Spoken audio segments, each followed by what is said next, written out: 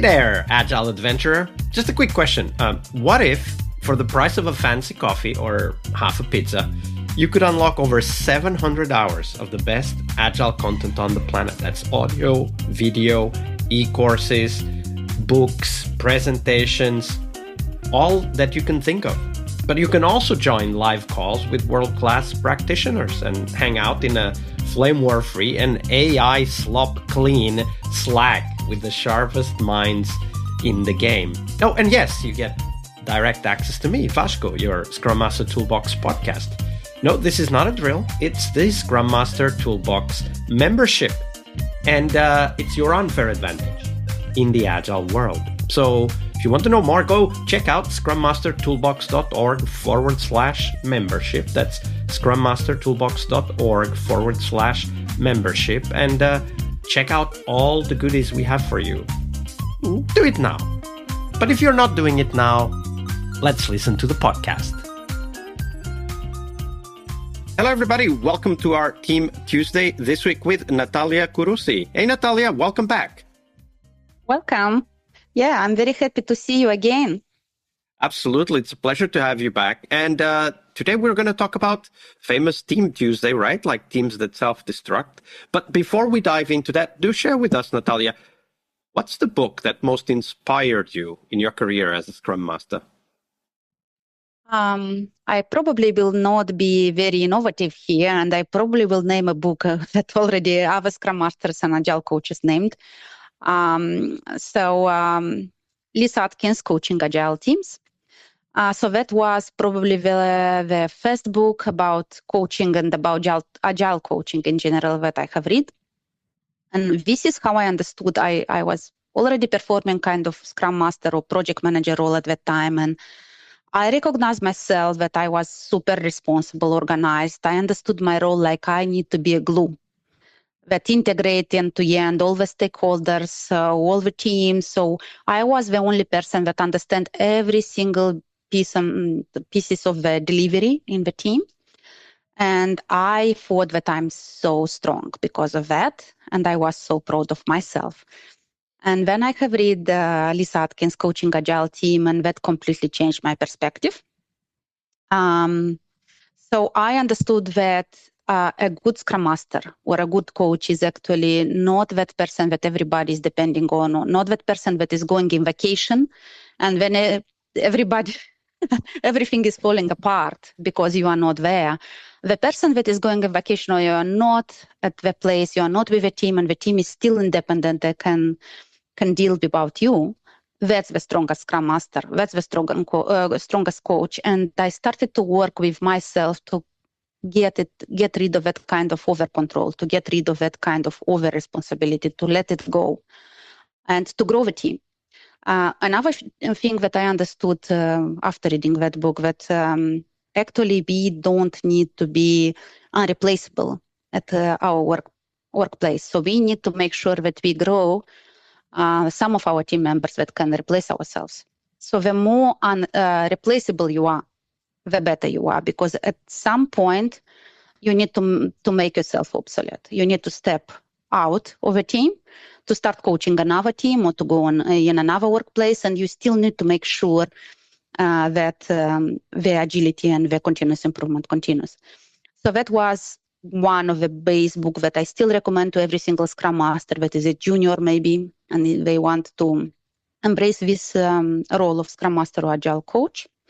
And another one, very good one for facilitation, it was Training from the Back of the Room. That is Sharon Bowman. So I recommend this book to every single facilitator that would like to learn how to do interactive sessions, how to run interactive workshops, where you as a trainer, you don't spend more than 50% of time presenting slides and so on, but another 50% of time the people are learning from each other.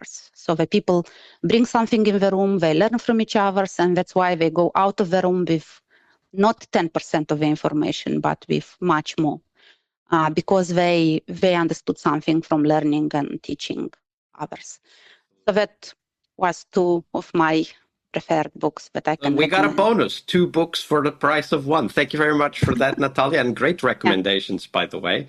And I think that in this episode specifically, the important thing is for us to understand how everybody has a slightly different experience from even the same books, because we are all at different stages in our development, in our career, when we read certain books. So it's important to hear, even when there are repeated books, because everybody has a different experience. All right, but now we turn our attention to the teams and how sometimes they become their own worst enemies. So, Natalia, teams can develop this kind of behaviors or patterns of acting that lead to problems. And that's the story we want you to tell us. Introduce the team so that we know a little bit about the context, and then talk to us about how those, maybe small lines, small behaviors, small actions developed over time and eventually became a problem for the team. Yeah, sure. So this team that I'm going to present now is the team that I am the proudest of. So this is the team that I pick up from the beginning. I build them. Most of them were junior developers just after the graduation of university, just after our induction course in Endava.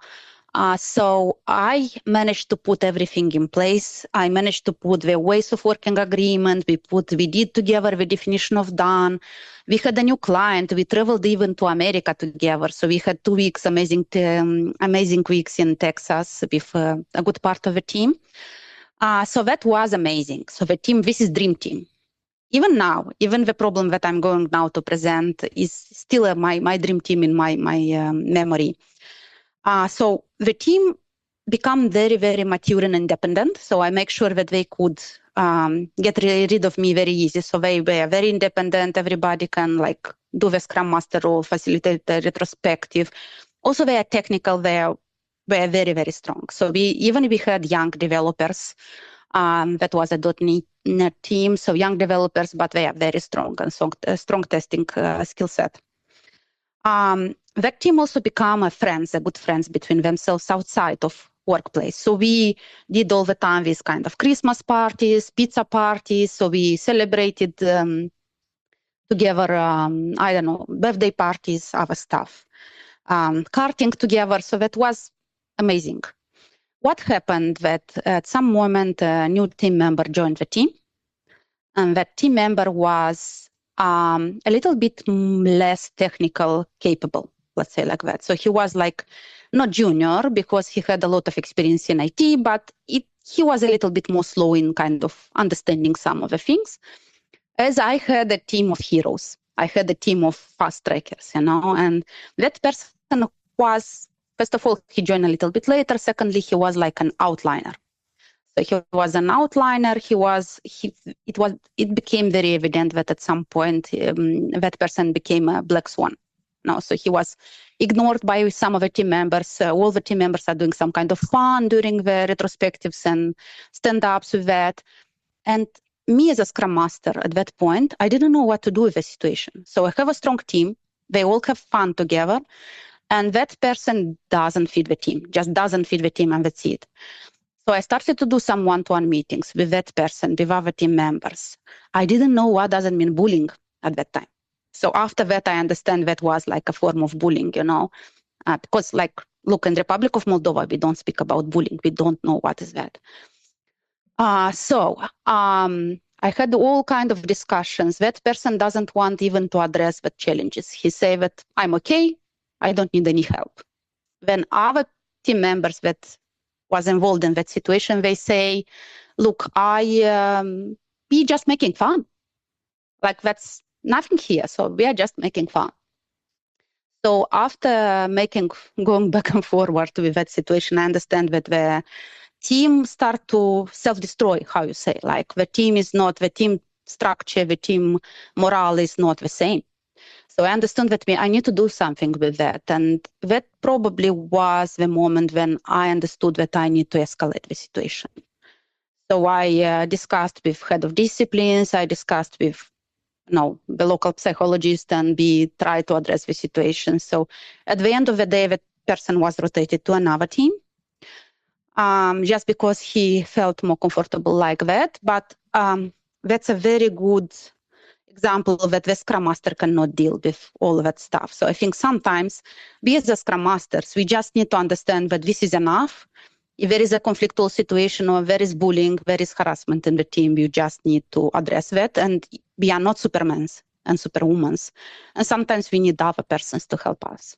Yeah, we can use the support structure around us, and we should know what that support structure is. This story reminds me of something that is, I read this in a book many years ago, but of course also witnessed it happening just like you describe it, when there is a very strong sense of group within the team. Everything works, the team feels allegiance, they have parties outside work, they even share personal life or whatever, then it's very hard for someone to come in and become part of that group, even if we try to, right? And I think that that's the important aspect here, because what you said is important, even if we know in advance that we have, an uphill battle, that we need to bring a new person in and that person needs to become part of the team. And even if we know that in advance, even if we have all the tools and strategies, it may still fail because you can't control group dynamics. They are what they are, right? Like the team needs to either decide to adopt this new team member, or they decide, like in your story, to expel that team member in many different ways. Like you talked about bullying, that's one way, ostracizing, not sharing information, doing stuff outside work and never inviting that person. Those are other methods of, putting the person on the outside and therefore not accepting them in. And I think it's very important what you said, because these are things that we can't control. And as you learn from working with a psychologist, not even psychologists can fix this. Sometimes the only solution is to really just find another home for that person if they are willing and if they have the technical skills to do that. Yeah, I just think that, at that moment, I felt myself very blamed. I blamed myself because I felt that I should be blamed for that situation, that me as a Scrum Master couldn't fix that situation. What I want to say to all the Scrum Masters, sometimes this is not in our power to change the situation. Sometimes you just need to let it go, So the things happens because they happen. From my point of view, I did everything that I could to address the situation. If I don't manage, this is not just the Scrum Master to be blamed in that situation. Yeah, absolutely. I think that's a very important realization. There are things that are beyond our control, no matter how much experience and how well prepared we are. Great. That was a difficult but very important and insightful story. Thank you for sharing that, Natalia. Thank you, Vasco. All right. I hope you liked this episode. But before you hit next episode, here's the deal. This podcast is powered by people like you, the members who wanted more than just inspiration. They wanted real tools and real connection to people who are practicing Agile every day.